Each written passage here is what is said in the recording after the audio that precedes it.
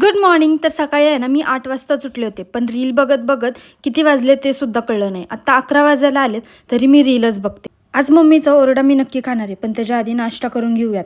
मम्मीला पण भूक लागली असेल, मम्मीने पण नाश्ता केला नसणार आहे. मग मी ब्लॅक टी केला आणि त्यासोबत चपाती होती. मग चपाती आणि चहा खाल्ला आणि मग निघालो आम्ही बाहेर जायला. मला आहे ना दातांच्या दवाखान्यात जायचं आहे, कारण का माझे दात किडलेत. त्यासाठी आम्ही निघालो होतो, पण गेल्यावरती कळालं की डॉक्टर आहे ना आठवडाभर नाही आहेत. मग काय तसंच घरी आले आणि बाहेर इतकं दमट वातावरण आहे ना, थोडं गरम पण होतं आहे, गार पण लागतंय.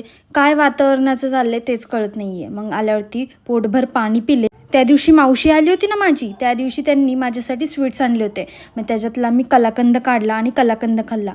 तुम्हाला कोणाला कलाकंद आवडतो का ते मला कमेंटमध्ये सांगा, आणि कुठली मिठाई जास्त आवडते ते पण सांगा. डायरेक्ट संध्याकाळी व्लॉग करायला घेतलं. मम्मी बोलली होती की आता तू भाजी बनव, मी खूप दमली. मम्मीनी अख्खा मसूर ही भाजी आधीच ठरवलं